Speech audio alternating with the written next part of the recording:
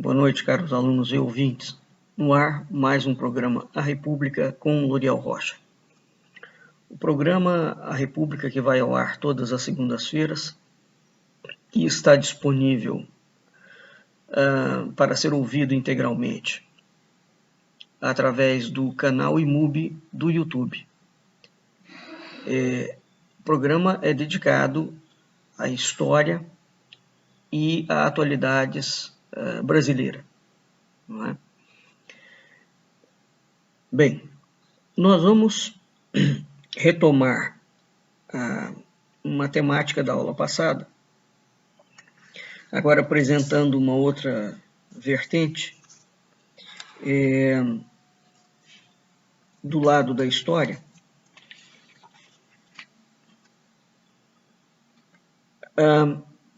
Na semana passada, nós tivemos como fonte um texto de Petrônio Filho, que está disponível no chamado Não Existe Polarização Política, que está disponível no Facebook dele.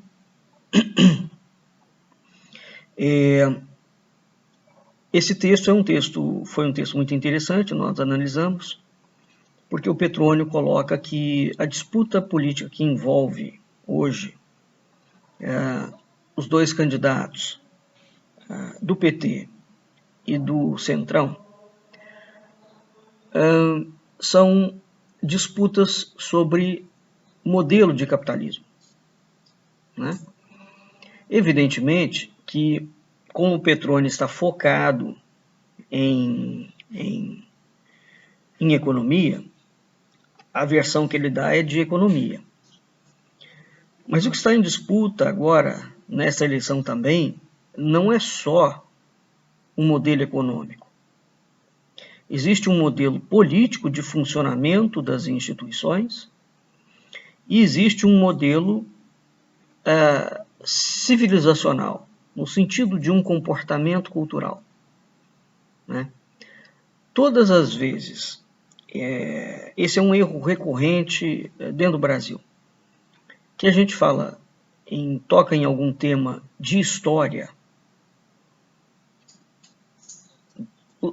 muitos ouvintes interpretam aquilo como sendo política. Bom, a política é um dos ramos da história. E, pessoalmente, eu mesmo, e dentro do canal do IMUB, em qualquer aula que nós demos, eu nunca fiz um programa que não fizesse um contorno histórico. Então, o primeiro erro, ao tentar estudar a história brasileira, um governo qualquer, pegue qualquer governo, vamos pegar o governo do Costa e Silva, né? Ou o governo do Getúlio, né? Ou o governo do Marechal Deodoro, seja lá qual for. Nós não podemos pegar um governo, isolar aquele governo de fatos que o antecederam, né?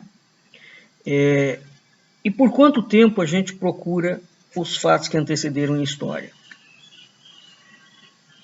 Olha, isso é algo tão complexo, mas assim, a sociedade, pelo tamanho, isso é uma medida quantitativa, tanto a sociedade, quanto a política, quanto o direito, quanto as religiões, para que a gente perceba no tempo histórico uma modificação de comportamento, isso leva séculos, né? Então vamos pegar o movimento, por exemplo, hippie da década de 60. Para ter havido um movimento que se expressa na década de 60 da forma como ele foi expressado, evidentemente que ele não foi gerado nos últimos 40 anos, nos últimos 50 anos. Isso são 2, 3 gerações. Então, quando um acontecimento qualquer se materializa no tempo histórico, nós temos que recuar muito tempo antes. Eu nunca fiz nenhuma análise histórica da história do Brasil que não tivesse dois pontos, digamos assim, de inflexão histórica. Um ponto surge a partir de 1822, com a chamada independência brasileira, que cria uma ruptura com a política portuguesa, ou com a Europa, digamos assim. E esse acontecimento que existiu aqui no Brasil estava, por sua vez, também conectado com os movimentos europeus. Mas de lá para cá nós temos um cenário. E a história do Brasil, no início de 1500 até 1822, ela não pode ser desconectada da história da formação da nacionalidade portuguesa. Então esse é o ponto de saída para entender como eu trabalho com esses dois campos históricos, né? De modo que quando eu estou falando sobre hoje na política, evidentemente que essa política hoje ela reflete um cenário, mas esse cenário tem antecedentes. E o que eu venho procurando frisar de um modo bastante contundente é que esses antecedentes eles têm raízes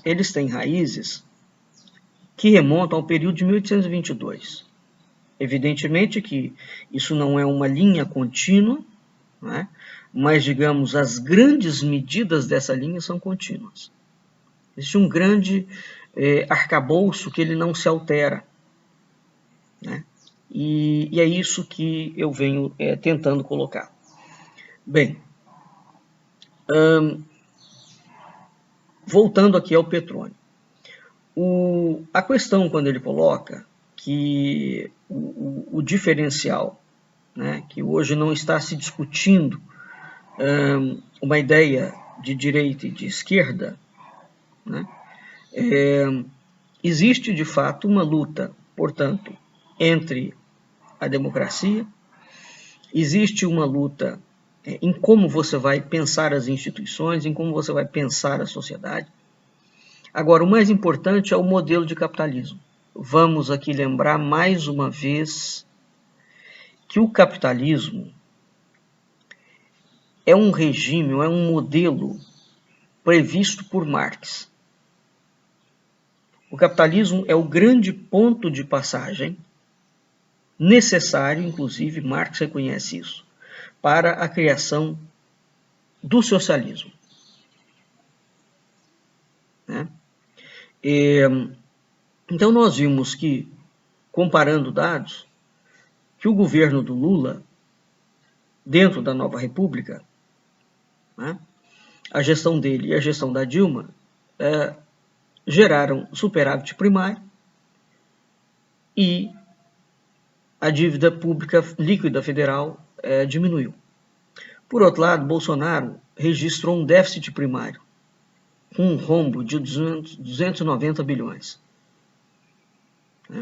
Bem, hoje eu quero trazer uma outra perspectiva que o Petrônio coloca e que é uma perspectiva interessante, que é o seguinte: quais governos endividaram o Brasil? A dívida líquida do governo federal e do Banco Central é o mais amplo indicador do endividamento federal.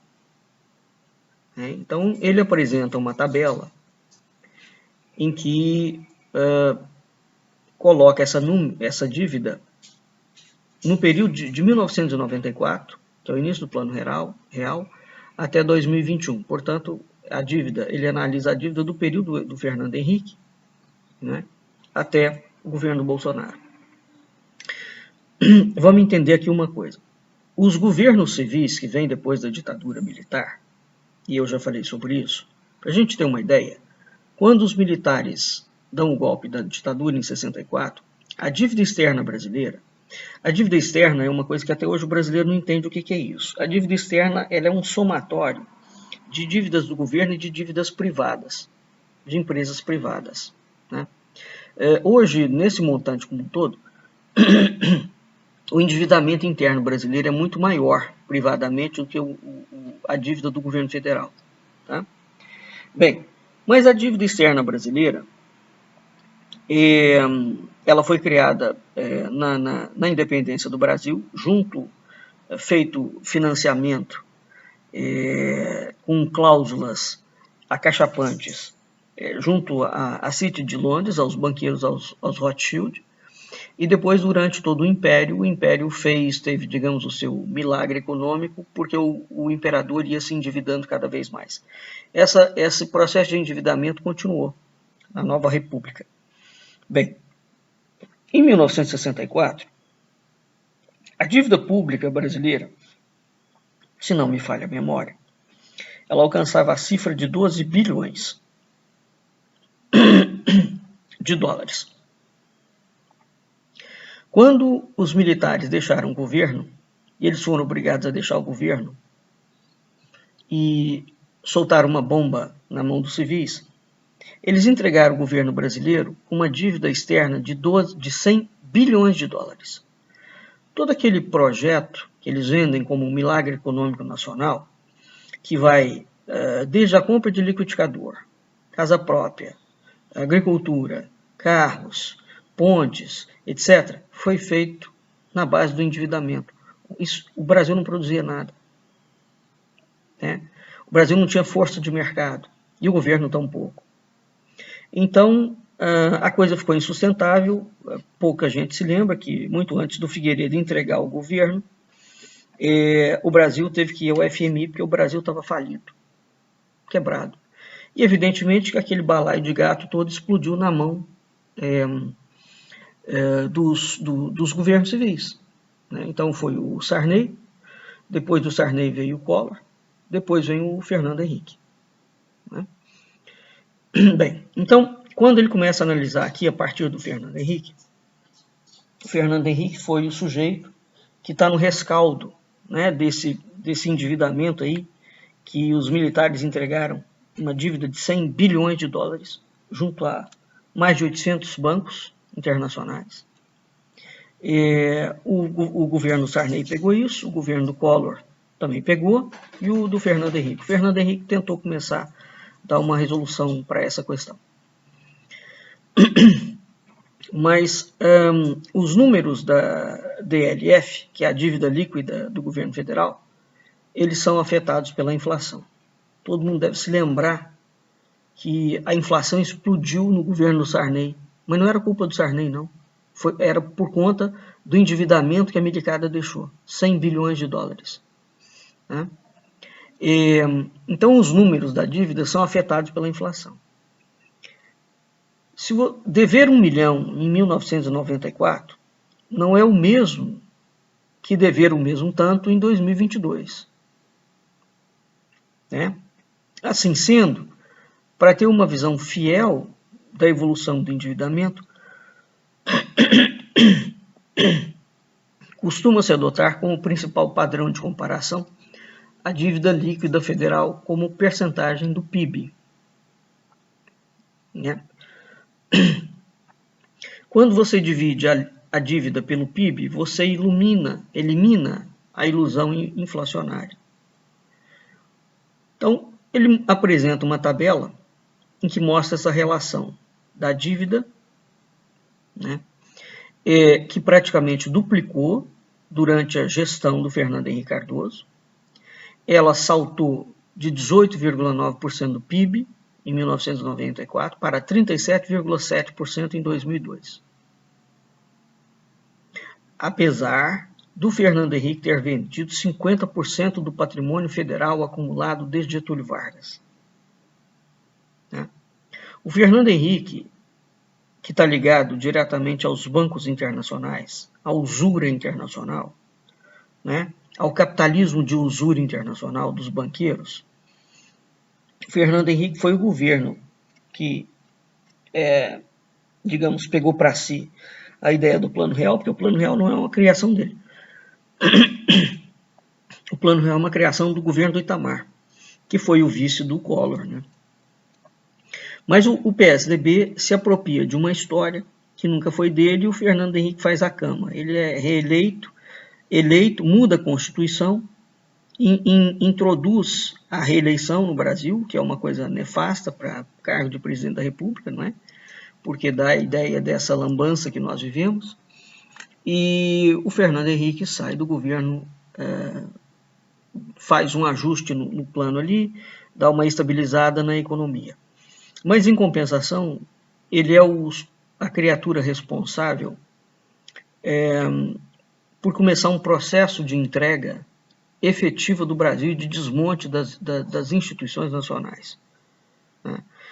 O governo do PSDB sempre foi tido como sendo de direita, é interessante isso, e o próprio Fernando Henrique Cardoso falava que o PSDB não era de direita, o PSDB era de esquerda, mas é preciso entender que há diferentes linhas de esquerda. O Fernando Henrique era a esquerda fabiana, ou seja, é a esquerda que está atrelada aos grandes bancos. Tá? Porque os grandes capitalistas do mundo inteiro, os caras que têm grana, eles financiam tanto gente da direita quanto gente da esquerda, independentemente da facção. O dinheiro está ali, o que interessa é que os produtos deles sejam vendidos. Né? Então essa ideologia existe para enganar a massa. Não existe ideologia em escala de elite. Né? Os caras estão interessados, a guerra é muito mais em cima. Né? Bem, então o Fernando Henrique, ele vendeu patrimônios, e é preciso que se entenda o seguinte: o que gera lucro para o Estado é exatamente o patrimônio, né, de reservas estratégicas. Então você não pode vender água, você não pode vender petróleo, você não pode vender água hidroelétrica, né? Você não pode vender minérios. Né? O Fernando Henrique começou esse processo sobre a premissa falsa de que as empresas públicas eram corruptas e não davam lucro. E ele começou a vender os bancos também. O problema, eu já falei sobre isso, da venda dos bancos estaduais, é que os bancos estaduais é que financiam as políticas dos estados. Tá claro? Eles financiam política pública. Porque os bancos privados, eles não têm compromisso com política pública, eles têm compromisso com renda para o acionista. Então eles não investem em política pública. Tá? Quem faz isso são os bancos estaduais. Evidentemente que o Brasil tem um esquema de corrupção imenso? Tem. Ninguém que é honesto nega alguma coisa dessa, não. Tem um esquema de corrupção imenso. Agora, o que você vai fazer? Tem que melhorar as instituições e não vendê-las. Né? Não é a instituição que é corrupta. Percebe? A instituição tanto dá lucro que ela tem um esquema de corrupção em cima dela. Porque nenhuma instituição onde você não pode desviar dinheiro, onde você não pode corromper, ninguém quer saber dela. Esse é o ponto. Quem é que quer tomar conta de instituição para roubar que não dá lucro? Isso não existe. Não é? Então, foram sendo vendidos os bancos brasileiros, restaram poucos, restou a Caixa e restou o Banco do Brasil, que o miliciano que ocupa a presidência da República já falou que vai vender. Então, não vai ter banco privado, banco estatal nenhum. Zero de política pública de financiamento.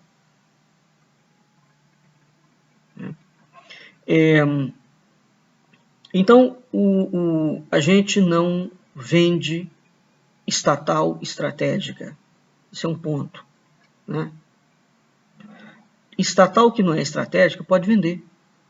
Não faz diferença nenhuma. Mas estatal estratégica na área de mineração, petróleo, energia, né?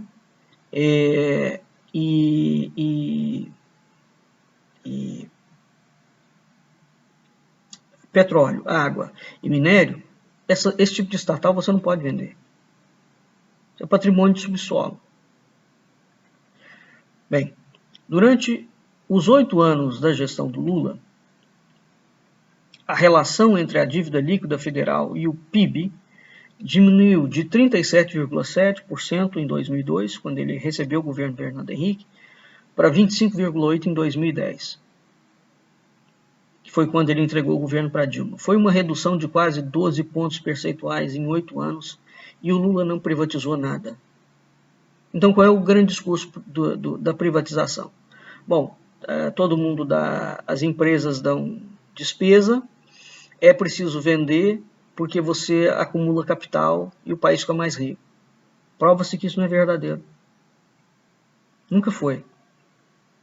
Porque, veja, depois que o governo federal vender tudo, literalmente tudo, liquidar a Petrobras, a Eletrobras já entregou, os minérios estratégicos já entregaram, de onde que o governo federal vai tirar dinheiro para financiar os seus programas?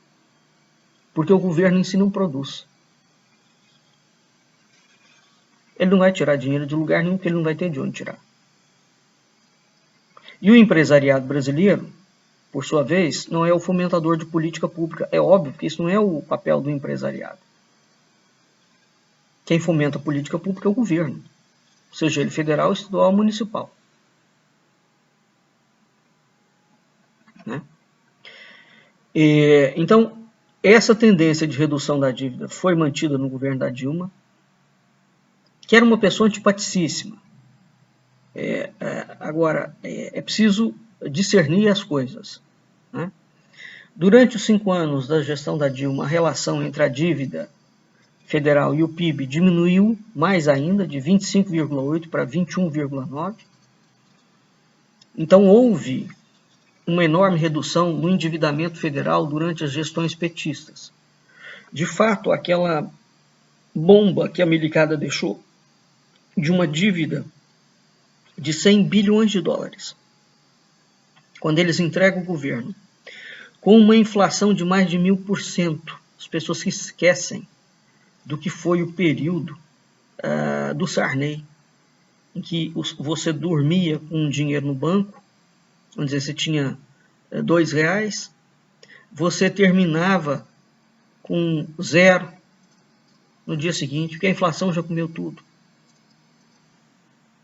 Né? O impeachment da Dilma é iniciado em dezembro de 2015. Eu falei o tempo inteiro durante o impeachment que aquilo era golpe e que não tinha que deixar o PT sangrar no poder. Essa era a minha visão. Porque o expediente de golpe de Estado sempre foi dado no Brasil para tirar um inimigo do poder. Né? E a Dilma foi criada não porque tivesse feito dívidas homéricas dentro do governo federal. Isso é que é realmente um componente dramático. Né? O PT estava saneando aquela dívida que a Melicada tinha deixado. Mas o PT foi colocado para fora, e não foi por conta do mensalão, não.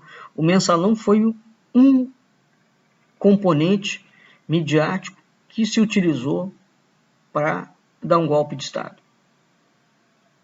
E esse golpe de Estado foi dado com o pleno aval tanto do Congresso quanto do Supremo Tribunal Federal. Todas as elites participaram daquilo ali.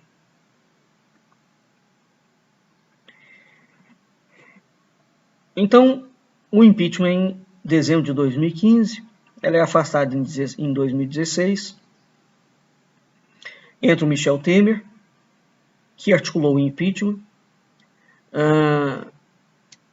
O Temer, considerando os 3 anos do Temer, a dívida líquida federal voltou a aumentar em quase 1,5 trilhão. O aumento acumulado da dívida foi de 110% no período de 2016 a 2018. No período do Temer, em 3 anos, a dívida pública saltou de 21,9% do PIB para 39,5% do PIB. Um escândalo. Um escândalo. Sem proporção. Enquanto isso, a grande imprensa dizia que o Temer estava botando a casa em ordem, uma mentira absolutamente criminosa. Ele estava mais do que duplicando a dívida líquida federal, varreu os direitos trabalhistas, implantou o teto de gastos. O Brasil vai ficar 20 anos sem investir em nada.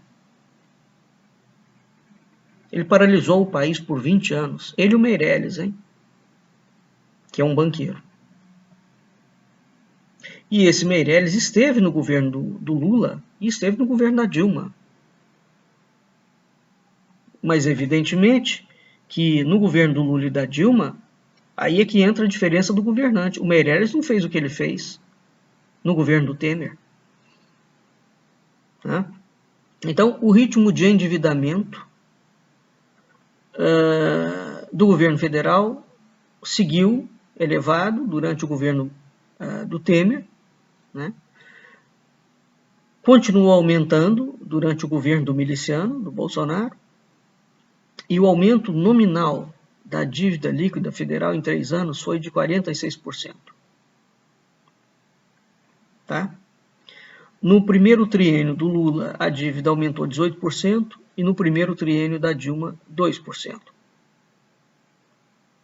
Então, a relação dívida líquida e PIB durante a gestão do Bolsonaro, o grau de endividamento saltou. O Temer tirou o Brasil, colocou o Brasil, endividou o Brasil de 20 e poucos por cento para quase 40%. O Bolsonaro endividou de 39,5%, portanto quase 40%, para 46,4% do PIB em 2021. Paulo Guedes vem aplicando uma privataria desavergonhada. Todas as licitações que o governo federal fez até o momento são ilegais. Todas. Né? Então, tem 2 presidentes que desendividaram o Brasil após o Plano Real. Ou seja, que eles fizeram diminuir a relação da dívida com o PIB. Foi o Lula e foi a Dilma. Isso são números. Né? Essas informações constam de um capítulo do livro Os Sapatos do Espantalho. Tá claro? Então, o governo do Bolsonaro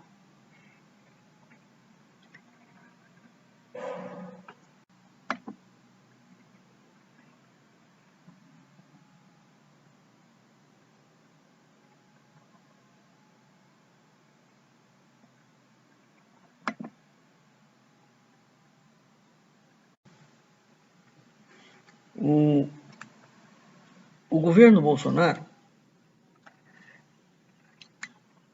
é um governo que ele não é somente gastador, tá?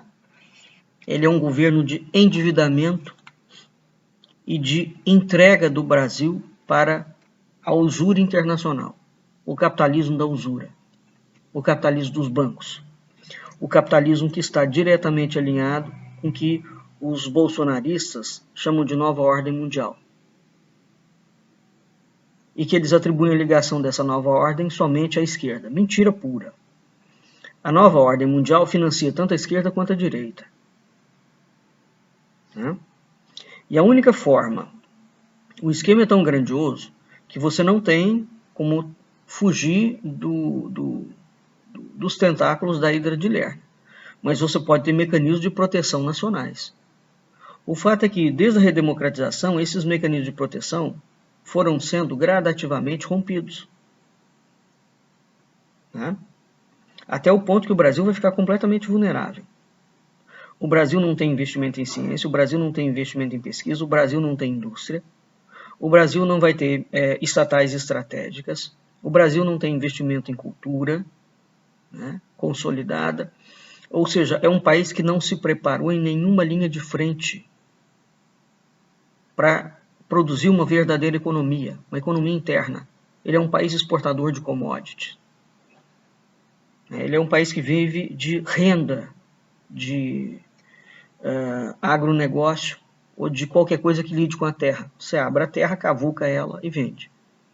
E mesmo o agronegócio brasileiro é um agronegócio extremamente complicado, porque essa ministra, que foi a ex-ministra da Agricultura, que foi eleita agora senadora, essa mulher é uma bandida. A gestão dela aprovou mais de 200 tipos de pesticida que matam a população. Né? Então, as grandes denúncias internacionais envolvendo grandes empresas que, baseado no capitalismo selvagem, não se importa em matar a população, o Brasil está acolhendo toda essa gente na venda de produtos e de insumos agropecuários. Mas se você aplica veneno no solo, o tomate que você vai consumir, a soja que você vai consumir, está contaminado. Então, o número de doenças e de casos que os hospitais particulares não cobrem, porque vão impactar na rede pública, né? O número de doenças, de deformidades físicas, não é? De câncer. O Brasil tem um volume de câncer e de doenças ligados ao mundo da alimentação e ao consumo, que é uma coisa bárbara. Por exemplo, o americano tem problema de obesidade crônico, problema sério mesmo, em razão do processo da indústria de alimentação deles. Bem, uma vez que o governo precisa do povo para sobreviver, se o governo permite que as empresas vão matando um povo, o seu próprio povo, isso é um processo suicida. É uma questão de tempo. Você mata a população, né? Você destrói aquele país. Então, até um determinado ponto, o capital privado não pode ser regulado. O problema é como é que vai ser feita essa regulação, entende? É um limite, mas que ele tem que ter uma regulação, tem, sem dúvida. Então, quais foram os governos gastadores? Vamos dizer assim, nos 13 anos do governo do PT, né, quer dizer, pega Lula e Dilma, o governo federal teve um superávit primário de 44 bilhões, 1,6% do PIB. Né? Superávit é quando você economiza dinheiro, né? Considerando apenas os 8 anos do governo do Lula, o Lula fez um superávit primário médio de 56 bilhões, o equivalente a 2,2% do PIB. Como é que você paga a dívida? Se você tiver poupando dinheiro, evidentemente. Você não pode pensar em pagar a dívida gastando. Você tem que poupar. Bem,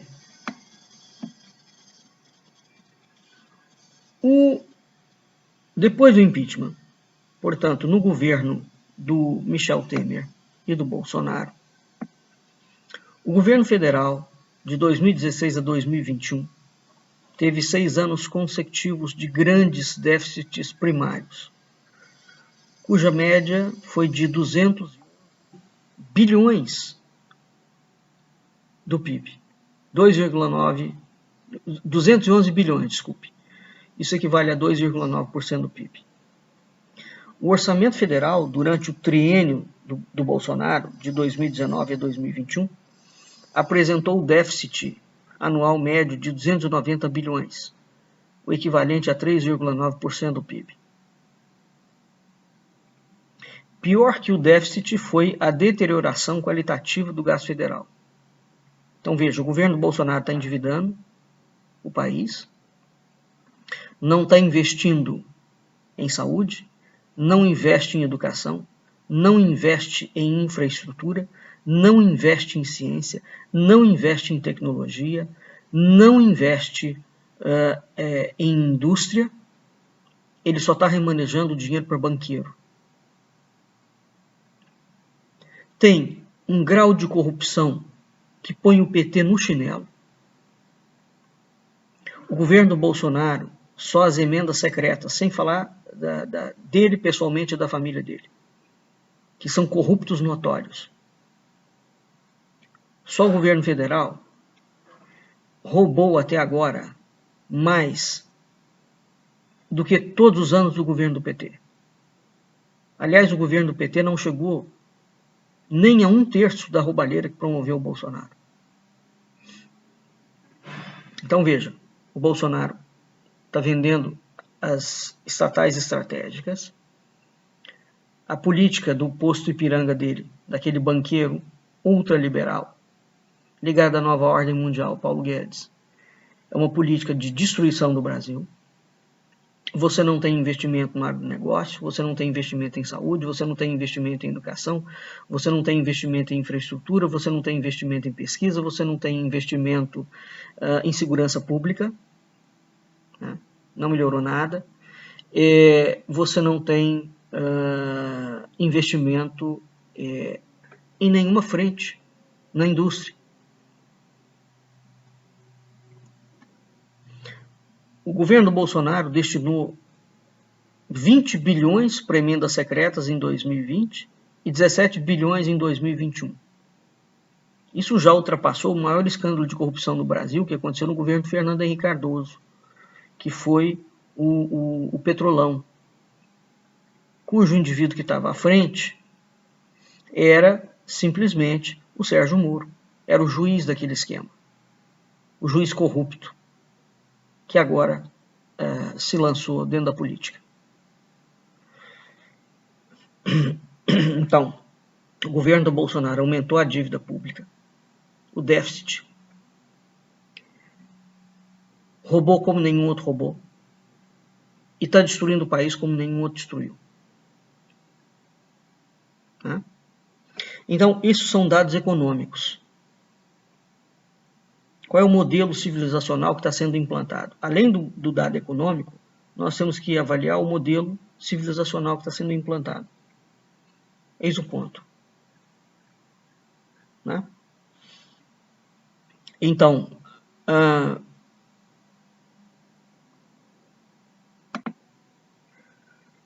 o governo do Bolsonaro vem endividando o Brasil cada vez mais. É um processo de destruição completa. Evidentemente que quando você tem esse mecanismo de terra arrasada na política e um mecanismo de terra arrasada no modelo civilizacional, é óbvio que isso está sendo feito com método e existe um objetivo. Essa elite quer chegar em algum lugar. Qual é o lugar que elas querem chegar? Né? Há muito tempo, eu já perdi a conta da quantidade de programas que eu já fiz sobre isso. É por isso que é importantíssimo entender o contexto histórico. Há muito tempo, os militares têm um projeto que o Golbery Couto e Silva foi a última reestilização do projeto, o último modelo, chamava de Teoria da Anomia Política. Os militares têm um projeto de transformar o Brasil num estado policial militar, dirigido pelos militares, com políticos fantoches, né? E juízes fantoches, enfim, instituições fantoches.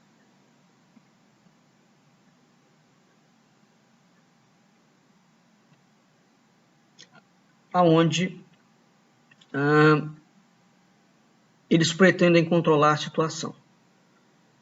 Então eles vão criar uma elite militar, empresarial e bancária que vai dirigir o país. Isso não é uma brincadeira, não. Isso é um projeto. Esse projeto foi desenhado, claramente desenhado pelo Góes Monteiro, na década de 30, no governo Vargas, e depois ele foi sendo encampado dentro da Escola Superior de Guerra, né? Foi passando para os think tanks ligados aos militares, a Fundação Getúlio Vargas é um deles, e depois ele foi penetrando nas estruturas de economia, tá? e na política externa e interna brasileira. Bem, o governo agora que assumiu levou isso, está levando isso a sério. É por isso que o José Murilo de Carvalho fala que o exército brasileiro é o maior poder desestabilizador da história da República. Essa gente deveria ter sido julgada pelos crimes que eles cometeram. Porque se a anistia foi o maior erro que o Brasil teve nos tempos modernos, essa gente tinha que ter ido parar na cadeia. Porque se eles tivessem ido parar na cadeia e exposto os crimes que eles cometeram, todos, não é só crime de matar gente, não. É crime político, é crime revolucionário, é crime social, é crime cultural, é crime de endividamento, é crime civilizacional. Tinha que ter sido exposto os crimes deles. O Brasil não estaria na situação em que ele está. Porque eles sustentam uma elite corrupta, transnacional, apátrida e vendida. Né? Fazem pacto com elas. Bem, voltando.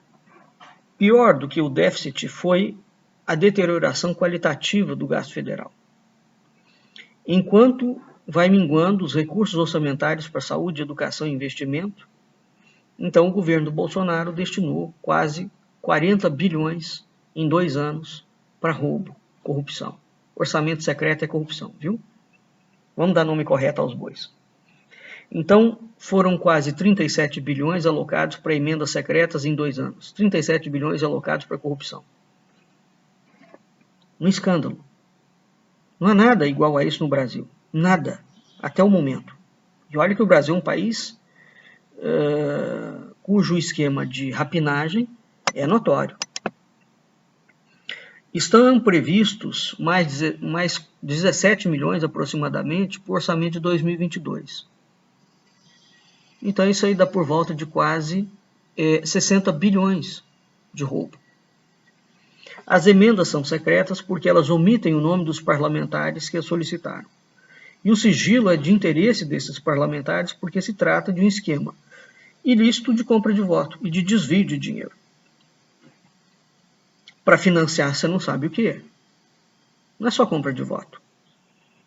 Né? Então, isso explica, é o orçamento secreto que explicou a votação expressiva que o miliciano teve no primeiro turno. Né? O orçamento secreto Bolsonaro é um esquema de compra de apoio político similar ao mensalão do PT.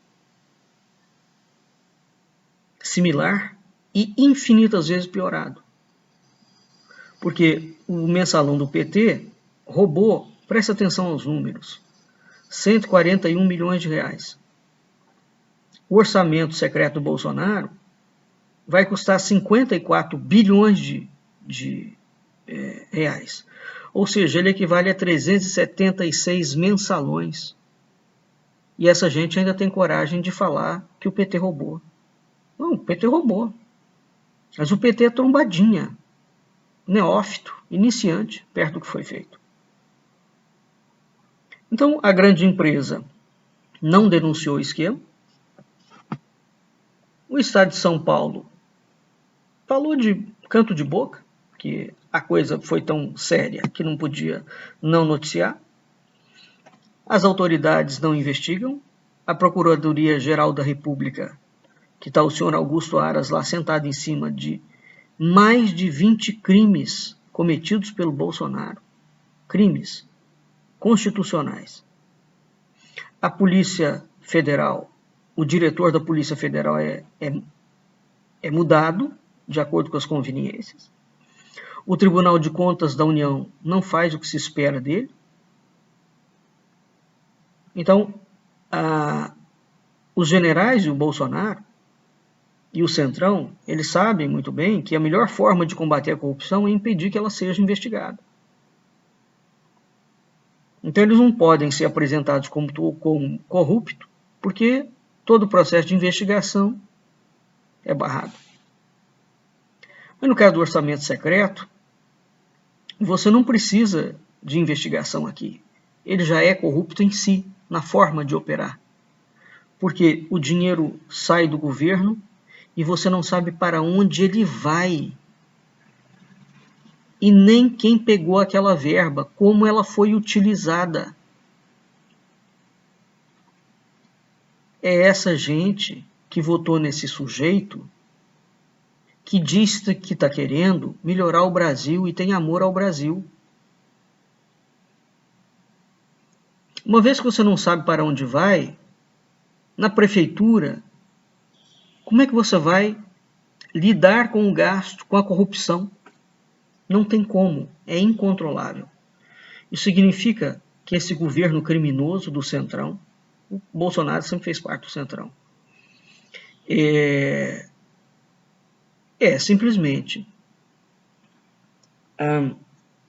implementou, e uma vez que isso foi feito, isso abre uma prerrogativa, porque o Supremo Tribunal Federal não botou essa gente na cadeia.